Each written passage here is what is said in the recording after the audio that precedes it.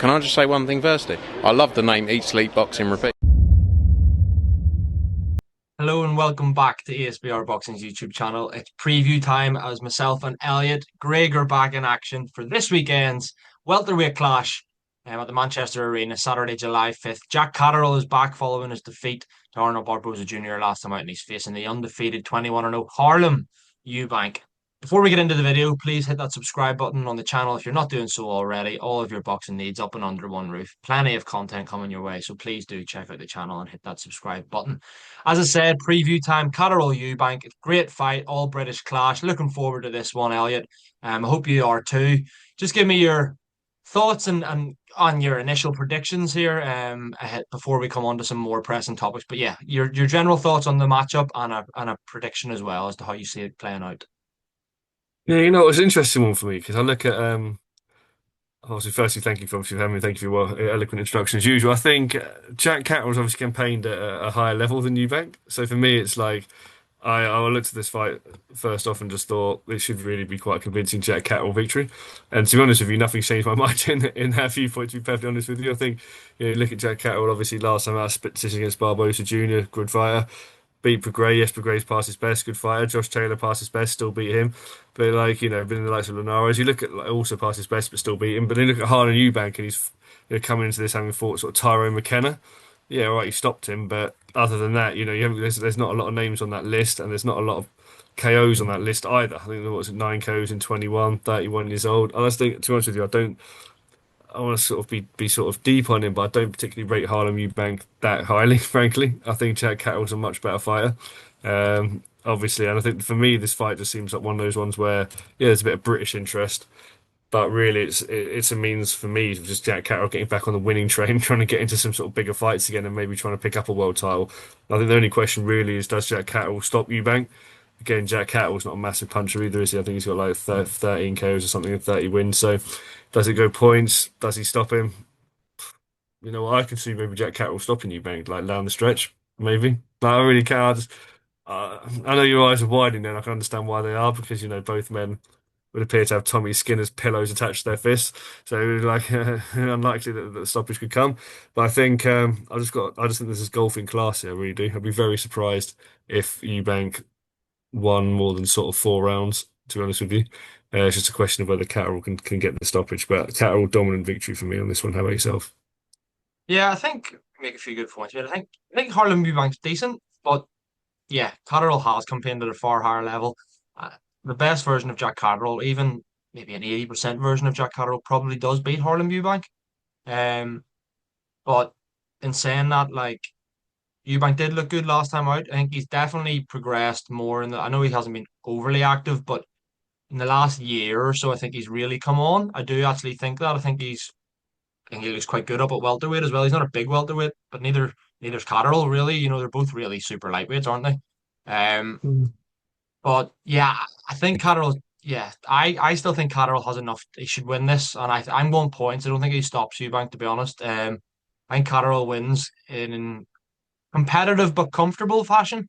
So, there will be competitive rounds, but ultimately, I think after 12 rounds, after 36 minutes, we will have like everyone will know who's won. That's the way I see it. I think Catterall will get the job done on points, but equally, I don't think it's the end of the world for a defeat for Eubank as well. Like, I know they're the same age. We have this thing in our head that maybe Harlem Eubank's like 24, but he's not. But yeah, no, I think it's a decent matchup. I'm actually looking forward to it. I think Catterall will have to be on his game to win. But yeah, ultimately, I don't see Harlem Eubank having the necessary skill set and tools to defeat Elgato, to be quite honest. Which kind of leads me on to my next question, mate. Despite having beaten, let's be honest, Josh Taylor and should have become undisputed champion. Obviously lost that last time out to Barbosa, so didn't get that shot at Teofimo Lopez. He's never actually been a world champion, Jack Catterall. So my question I want to ask you now is, who is more likely to win a world title, Catterall or Eubank? So it's a tough question because I feel like the answer is Catterall about who who's more like. I feel like I can't have. I mean, Eubank's obviously kind of got the name, I suppose, of Eubank, but I don't think that any of the performances have kind of inspired the belief or the thought amongst sort of promoters or indeed fans alike that Eubank could become a world champion. To be perfectly honest, not at this stage.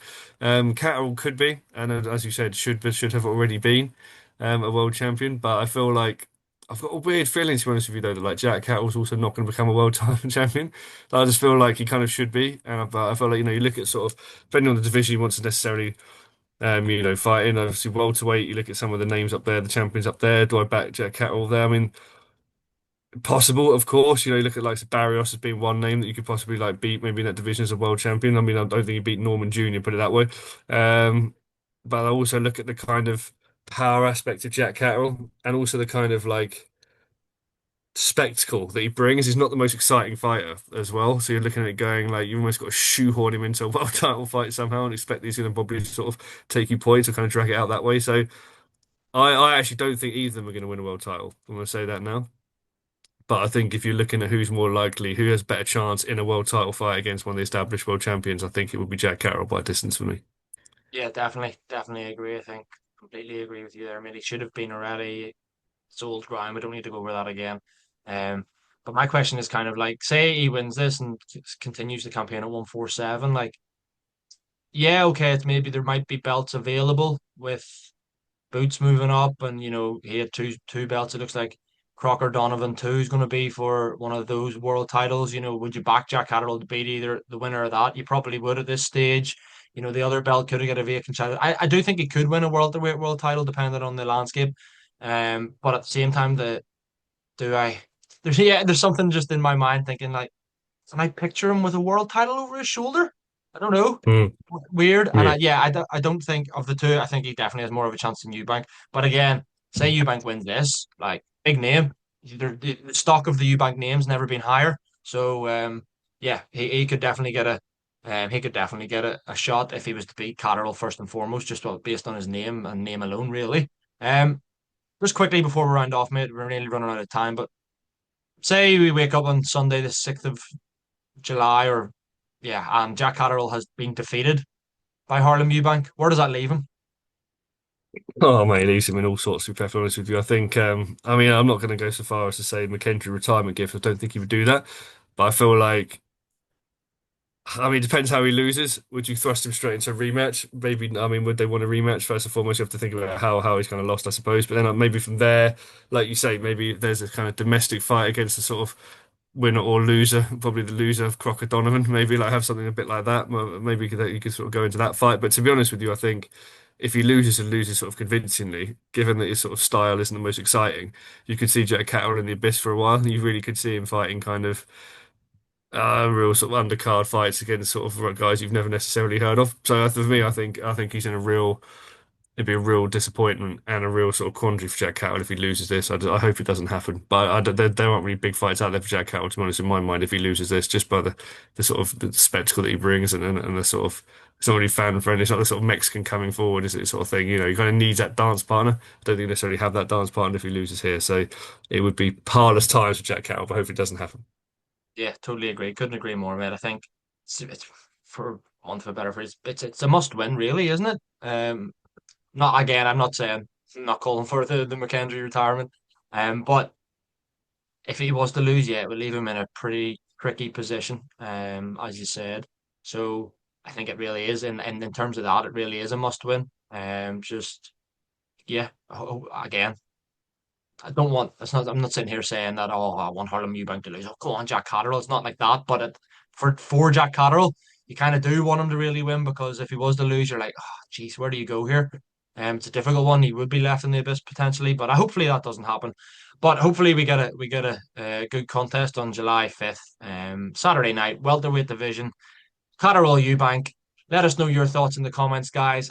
Hit that subscribe button if you're not doing so already. Like the video, and yeah, we'll be back next week with more previews. As always, Elliot, thanks for your time, mate. I'll speak to you again soon. Thank you very much, Paul, and as always, guys, thank you very much for watching.